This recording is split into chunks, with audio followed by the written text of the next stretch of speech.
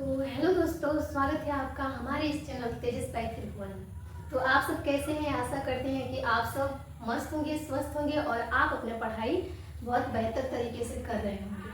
तो आज का हमारा क्लास है प्रकाश का परावर्तन, जिसमें कल हम लोग प्रकाश के बारे में जान चुके थे और आज पढ़ेंगे हम प्रकाश के परावर्तन यानी कि परावर्तन के बारे में जानेंगे प्रकाश के।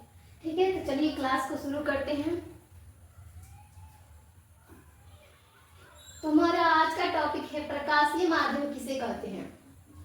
प्रकाशीय माध्यम किसे कहते हैं? तो जिस क्षेत्र या माध्यम जैसे हवा, पानी, कांच आदि से होकर प्रकाश गुजरती है उसे प्रकाश का माध्यम कहते हैं। उसे प्रकाश का माध्यम कहा जाता है। यानी कि जब प्रकाश आ रही हो, मान लो ये सूर्य हो गया, मान लो ये सूर्य हो गया, सूर्य से जो हमारा प्रकाश आ रही है हमारे आंखों के पास, ये हमारा आंख हो गया, यहाँ तक जब हमारा प्रकाश आ रही है सूर्य का, तो यहाँ पे जो हमारा माध्यम क्या होगा, माध्यम जो हवा होती है, हवा ये माध्यम हो जाएगा। हवा हमारा क्या हो जाएगा जी? माध्यम हो जाएगा। हमारा हवा हो जाएगा माध्यम। यही बात कहा जा रहा है कि प्रकाशीय माध्यम किसे कहते हैं। तो जिस क्षेत्र या माध्यम जैसे कि हवा, पानी, कांच आदि से होकर प्रकाश गुजरती है उसे प्रकाश का माध्यम कहते हैं। यानी कि जब सूर्य से हमारे तरफ आ रही है जो प्रकाश और जो माध्यम हमारे तक पहुंचा रहा है प्रकाश को, उसे क्या कहते हैं? उसे माध्यम कहते हैं। जैसे हवा हो गया, पानी हो गया, कांच हो गया। कांच से क्या होता है? प्रकाश आर पार कर जाता है। तो चलिए अब आगे चलते हैं। दूसरा टॉपिक है हमारा प्रकाशीय माध्यम दो प्रकार के होते हैं। पहला होता है समांगी माध्यम और दूसरा होता है विसमांगी माध्यम। तो चलिए देखते हैं समांगी माध्यम और विसमांगी माध्यम।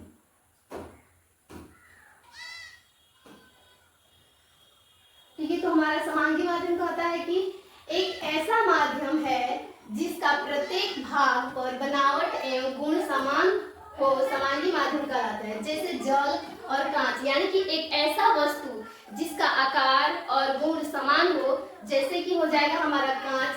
कांच का आकार क्या एस का आकार होता है? नहीं ना, कांच का हर एक स्तर पे उसका समान आकार होता है, इसलिए इसमें कांच को रखा गया है और जल को रखा गया है। और दूसरा है हमारा विसमांगी माध्यम। यह एक ऐसा माध्यम है जिसका प्रत्येक भागों का बनावट और गुण एक समान नहीं होता है, विसमांगी माध्यम कहलाता है। जैसे हवा का मिश्रण, विभिन्न तापमान वाली हवाओं की परतें और कोहरा और धुआं, इसमें मिलावट होता है, इसलिए यह विसमांगी माध्यम होता है। ठीक है, आगे बढ़ते हैं। आगे हमारा क्या है? आगे हमारा है कि छाया किसे कहते हैं। छाया हमारा किसे कहते हैं? छाया किसे कहते हैं?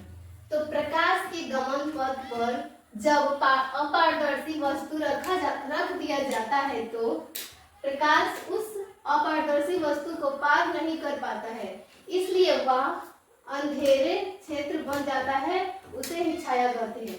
यानी कि कह रहा है यहाँ पे प्रकाश के गमन पथ पर जब कोई अपारदर्शी वस्तु यानी कि प्रकाश जब उस वस्तु को पार नहीं कर पाता है तो उसके पीछे छाया बन जाता है। ठीक है, आगे बढ़ते हैं। प्रकाश का परावर्तन, अब समझेंगे हम प्रकाश का परावर्तन। तो प्रकाश का परावर्तन का डेफिनेशन पहले देख लेते हैं कि जब प्रकाश की किरणें किसी सतह से टकरा कर अपने ही माध्यम में लौट जाती है तो लौटने के इस घटना को ही प्रकाश का परावर्तन कहते हैं। यानी कि किसी भी सतह पे प्रकाश आएगी, मान लो एक कोई सतह हो गया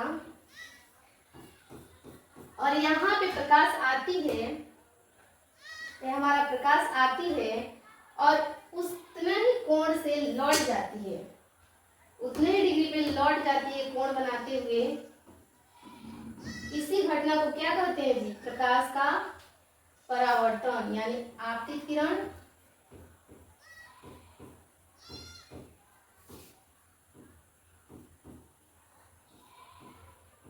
आपतित किरण, एक परावर्तित किरण।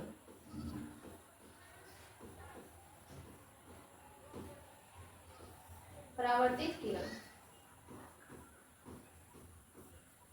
और यहाँ पे एक समान कोण बनाएगी। इस घटना को क्या कहते हैं? प्रकाश का परावर्तन। अब समझते हैं प्रकाश का परावर्तन में क्या क्या आता है हमारा। प्रकाश के परावर्तन का दो नियम होते हैं। पहला होता है नियमित परावर्तन और अनियमित परावर्तन। नियमित परिवर्तन मतलब क्या हुआ कि जब किसी चिकनी सतह पे प्रकाश आएगी और उसी कोण के माध्यम से वापस लौट जाएगी, इस घटना को कहते हैं नियमित परावर्तन। नियमित परावर्तन।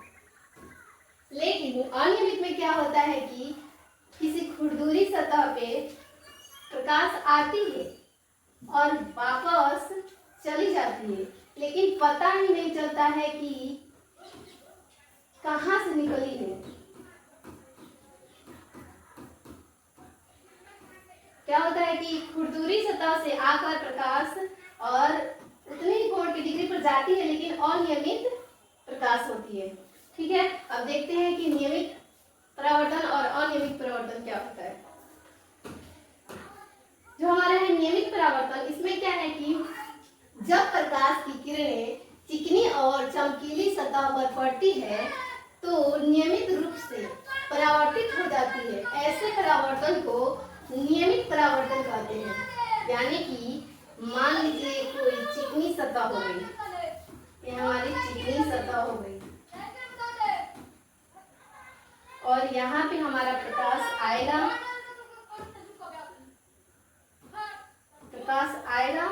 और उसी माध्यम में उतने ही डिग्री के कोण से वापस चला जाएगा। इस घटना को नियमित परावर्तन कहते हैं।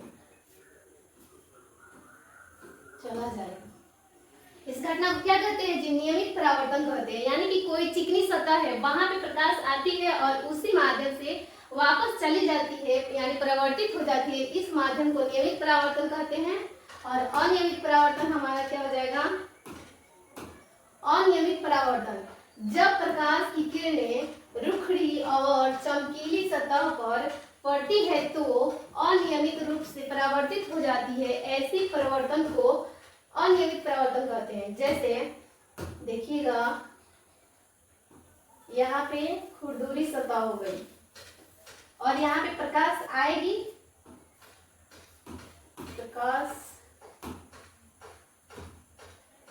प्रकाश आएगी और फिर चली जाएगी, लेकिन पता ही नहीं चल रहा है कि कहाँ पे आएगी और कहाँ से निकल जाएगी। सॉरी,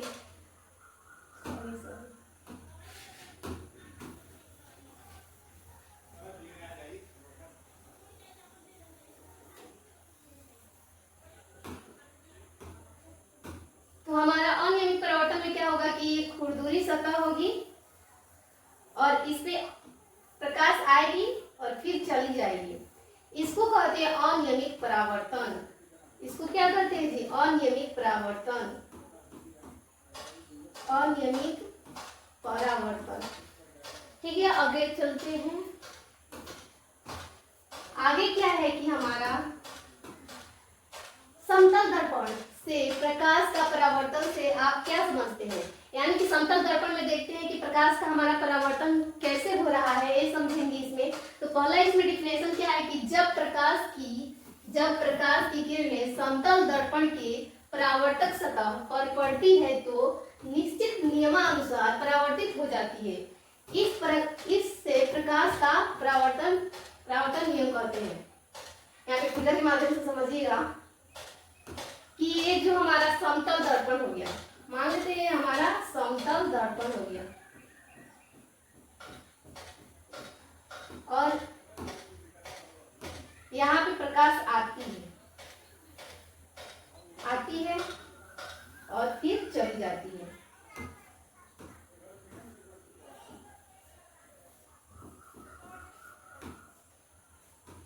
इसको कहेंगे आपतित किरण।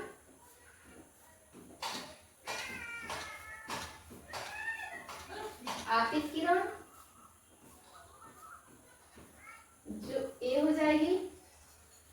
इसको कहते हैं आपतन बिंदु,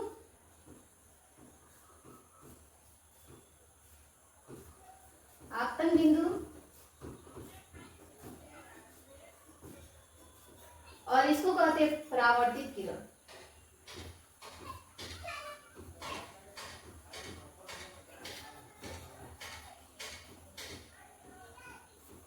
और इस पे जो इसके बीच अभिलंब खींचा जाता है, इसको कहते हैं अभिलंब, इसको अभिलंब।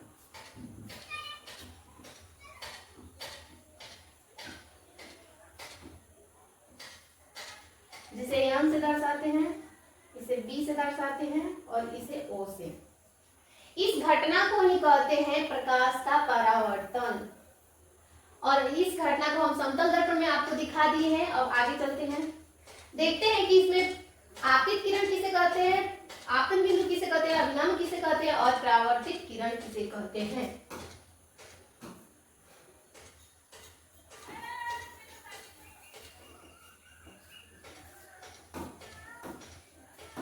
तो हमारा हो जाएगा प्रकाश के परावर्तन को समझने के लिए कुछ पदों को जानना जरूरी है। हाँ जी, इसमें प्रकाश के परावर्तन को समझने के लिए इसमें जानना जरूरी है कि आपतन किरण किसे कहते हैं, परावर्तित किरण किसे कहते हैं और आपतन बिंदु किसे कहते हैं और अभिलंब किसे कहते हैं। ठीक है, चलिए तो हमारा पहला हो जाएगा आपतित किरण किसे कहते हैं। वह किरण जो दर्पण के सतह पर पड़ती है और आपतित किरण कहलाती है। जैसे कि उसमें उस फिगर में बताए थे हम कि हमारा जो समतल दर्पण था, यहाँ पे किरण आती थी, इसे आपतन किरण कहते थे, आपतन किरण कहते थे। ठीक है, इसे आपतन किरण कहते थे। इसे ए और ओ तक जाती थी, इसे आपतन किरण कहते थे। और दूसरा हमारा क्या है, परावर्तित किरण किसे कहते हैं। वह किरण जो दर्पण के परावर्तक सतह से टकराकर वापस लौट जाती है, परावर्तित किरण कहलाती है। उस फिगर में हम बताए थे आपको, जो ये आपतित किरण है, आती है और यहाँ से निकल जाती है, आती है और यहाँ से निकल जाती है, तो इसे परावर्तित किरण कहते हैं। इसे परावर्तित किरण कहते हैं, जो कि बी और ओ था। यहाँ पे हमारा हो जाएगा, अब आगे बढ़ते हैं। आगे हमारा है आपतन बिंदु किसे कहते हैं। दर्पण की सतह पर स्थित वह बिंदु जहां आपतित किरणें पड़ती है, आपतन बिंदु कहलाता है। आपतन बिंदु किसे कह रहे थे, वहां पे ये था हमारा समतल दर्पण, और यहाँ पे आपतन बिंदु इसे कहते थे जहां से आपतित किरण आती थी। आपतित किरण आती थी, जिस बिंदु पे मिलती थी उसे आपतन बिंदु कहते थे।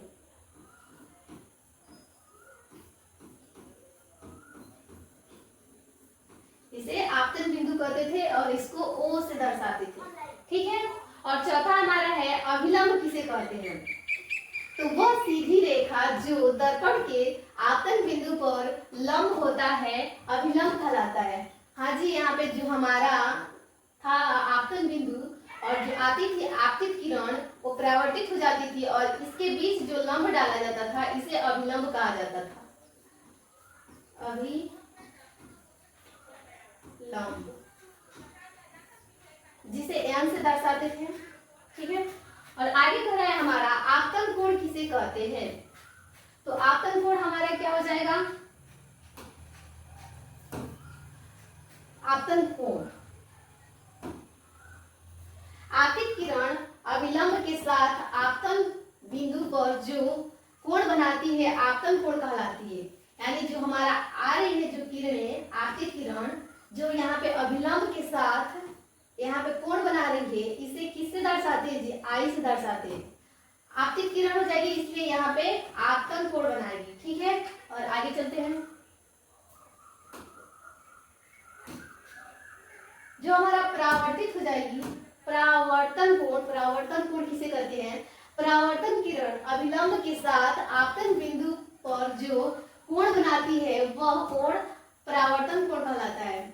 यहाँ पे जो किरण आ रही थी आपतित किरण और एक जा रही थी परावर्तित किरण, और जो यहाँ पे अभिलंब डाला जाता था, तो यहाँ पे तो आपका हो गया आपतन कोण हो गया आपतन कोण। यहाँ पे जो जा रही है इसको कहेंगे परावर्तन कोण।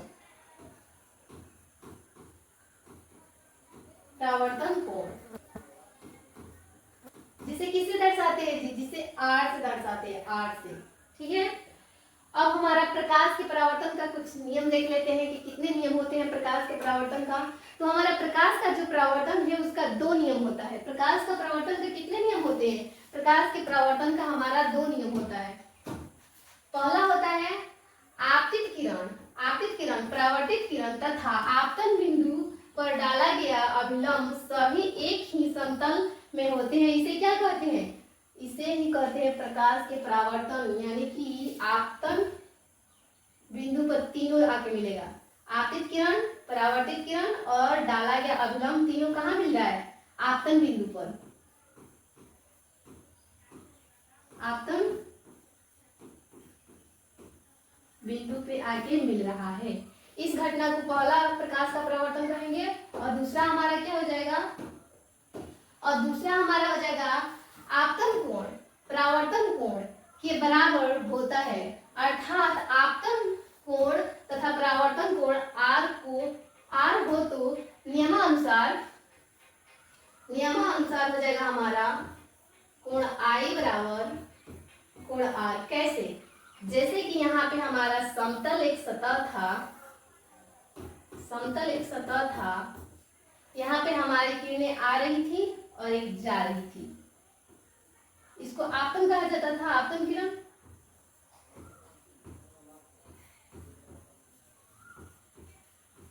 आपतन किरण कहा जा रहा था, जो कि ए थी और यहाँ पे ओ था, आपतन बिंदु।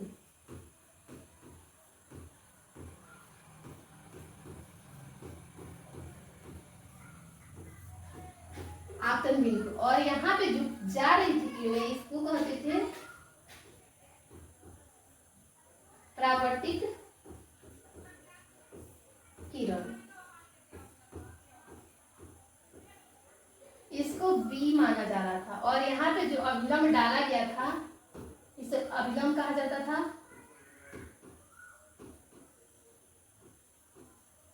अभिलंब जिसे एन से दर्शाते थे, और जो यहाँ पे कोण बन रहा था इसको कहते थे आपतन कोण।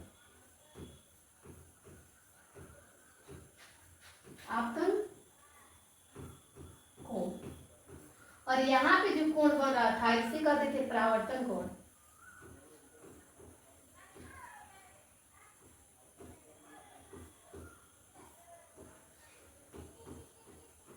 इसको दर्शाते थे आई से और इसको आर से, जो कि दोनों बराबर कोण बना रहा है। इसलिए यहाँ पे नियम दिया गया है हमारा क्या, कि कोण आई बराबर कोण आर हो जाएगा हमारा। ठीक है, हमारा प्रकाश का परावर्तन जो कि हम समझ लिए।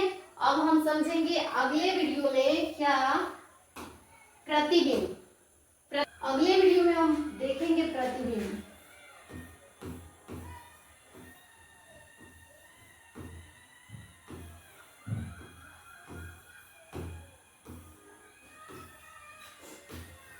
अगले वीडियो में हम देखेंगे प्रतिबिंब। यहीं तक रहने देते हैं।